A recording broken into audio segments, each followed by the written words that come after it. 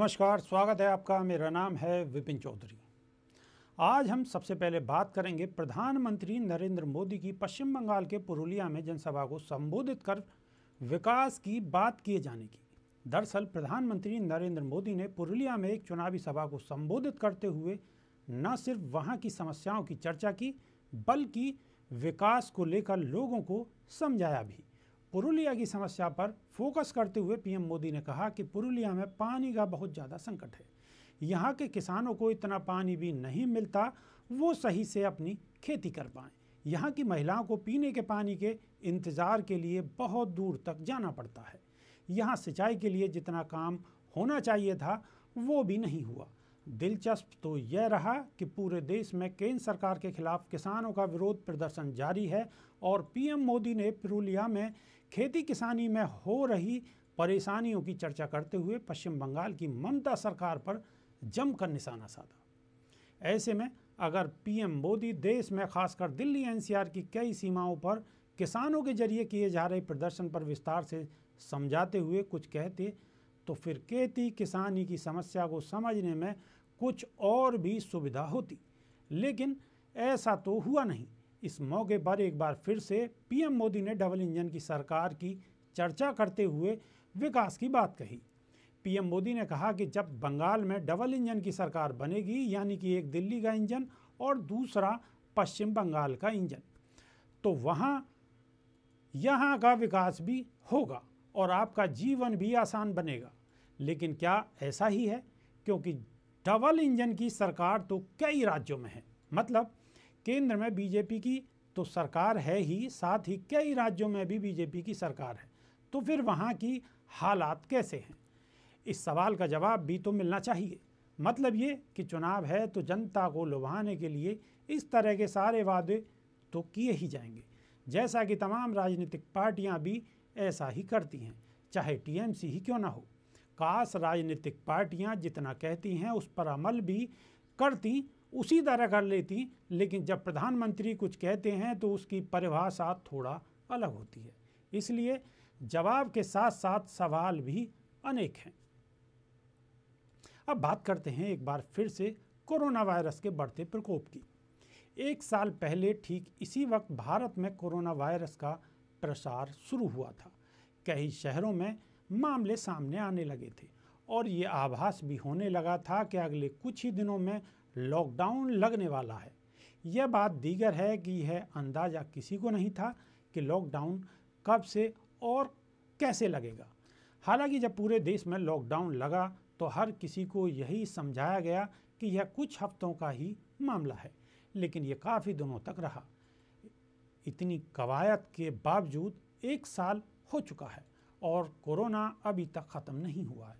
हालांकि पिछले कुछ महीनों में कोरोना वायरस से मिली राहत के बाद फिर से इसकी दूसरी लहर की शुरुआत होती दिखाई दे रही है। देश के कई जिलों में कोरोना के मामलों में तेज़ी से इजाफा हुआ है। वैक्सीनेशन के बीच बढ़ रहे मामलों को लेकर केंद्र सरकार चिंतित है, जो स्वाभाविक भी है। यही वजह है कि स्थिति का जायजा लेने के लिए प्रधानमंत्री मोदी ने बुधवार को अलग अलग राज्यों के मुख्यमंत्रियों के साथ बैठक की और कहा कि हम सबको अभी भी उतनी ही गंभीरता दिखाने की जरूरत है जितनी हम एक साल से दिखाते आ रहे हैं। खास बात ये रही कि बुधवार को प्रधानमंत्री की मीटिंग में कोरोना के जो आंकड़े पेश किए गए उसमें बताया गया है कि देश में सबसे ज़्यादा चिंताजनक स्थिति महाराष्ट्र, गुजरात, मध्य प्रदेश और पंजाब की है। अधिकारियों ने बताया कि देश के 70 जिलों में 150% से ज़्यादा कोरोना बढ़ा है। इसमें ज़्यादातर जिले पश्चिम भारत में हैं। जाहिर सी बात है, एक बार फिर से कोरोना डरा रहा है। लेकिन हाँ, डरने से ज़्यादा बेहतर ये होगा कि आप यानी हम सभी वैसे तमाम एहतियात के पाबंद रहें जिससे कोरोना जैसे ख़तरनाक वायरस से बचने के तौर पर बताए गए हैं। अब बात करते हैं एक दुखद घटना की। रेसलर बबीता फोगाट की कजिन रितिका फोगाट की मौत हो गई है। रितिका की उम्र 17 साल बताई जा रही है। हरियाणा पुलिस ने गुरुवार को मौत के पीछे खुदकुशी की आशंका जताई है। पुलिस ने बताया कि रितिका एक रेसलिंग टूर्नामेंट में बहुत कम अंतर से हारने की वजह से दुखी थी। रितिका फोगाट ने 12 से 14 मार्च के बीच राजस्थान के भरतपुर में हुई राज्य स्तरीय प्रतियोगिता में हिस्सा लिया था। मिली खबर के मुताबिक रीतिका अपने मामा महावीर सिंह फोगाट के घर पर मृत पाई गई। पुलिस के मुताबिक टूर्नामेंट में महज 1 अंक के अंतर से हारने पर वो डिप्रेशन में चली गई थी। उसके पिता और उसके मामा महावीर फोगाट दोनों ही उस टूर्नामेंट में मौजूद थे जिसमें वो मामूली अंतर से हारी थी। चरखी दादरी के एसपी राम सिंह के मुताबिक बबीता फोगाट की कजिन और रेसलर रीतिका फोगाट की कथित रूप से खुदकुशी करने की वजह से 17 मार्च को मौत हो गई थी। इसके पीछे राजस्थान में हुए एक टूर्नामेंट में उनकी हार हो सकती है। मामले की जांच चल रही है।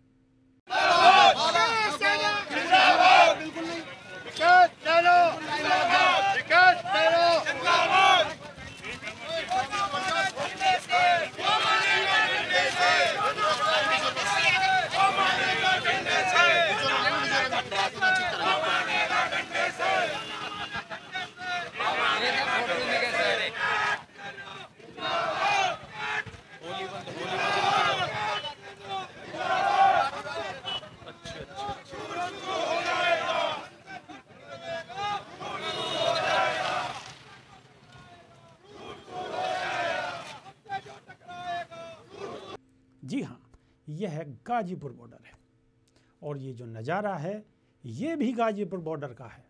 हाथों में लाठी लिए किसान नारे लगाते हुए अपने गुस्से का इजहार कर रहे हैं। किसानों के बीच भारतीय किसान यूनियन के राष्ट्रीय अध्यक्ष नरेश टिकैत मौजूद हैं। जाहिर सी बात है, नरेश टिकैत की मौजूदगी की वजह से किसानों का हौसला 7वें आसमान पर है। दरअसल नरेश टिकैत 17 मार्च को गाजीपुर बॉर्डर पर मौजूद थे, जिस वजह से किसानों या उनके समर्थन में आए लोगों की संख्या में पहले के मुकाबले बहुत ज़्यादा इजाफा देखने को मिला। पर इसका मतलब ये कतई नहीं है कि बॉर्डर पर प्रदर्शनकारी किसानों की संख्या में कमी आ गई हो। कहने का मतलब सिर्फ ये है कि जो संख्या है उसमें बहुत ज़्यादा इजाफा देखने को मिला। आप ज़रा गौर से देखें कैसे ये किसान हाथों में लाठी लिए नारे लगाते हुए न सिर्फ अपने गुस्से का इजहार कर रहे हैं बल्कि सरकार को एक तरफ से चेतावनी भी दे रहे हैं। चेतावनी ये कि हमने लाठी हाथों में पकड़ लिया है और हमारा ये आंदोलन इसी मजबूती के साथ चलता रहेगा। और जब प्रदर्शन कर रहे किसानों के बीच खुद राकेश टिकैत के बड़े भाई और भारतीय किसान यूनियन के राष्ट्रीय अध्यक्ष नरेश टिकैत मौजूद हों तो किसानों के उत्साह और विश्वास को पंख लगना स्वाभाविक है। ख़ास बात यह है जो देखने को मिली कि किसानों की लाठी रैली में महिला किसान भी बराबर की भागीदारी निभाती नजर आई। आपको आखिर में एक बार फिर से हाथों में लाठी पकड़ नारे लगाते हुए किसानों की आवाज़ सुनवाते हैं, इस उम्मीद के साथ कि इनकी आवाज़ सरकार तक पहुंचेगी। और साथ ही हम आपसे विदा होने की आज्ञा चाहते हैं। बहुत बहुत धन्यवाद। नमस्कार।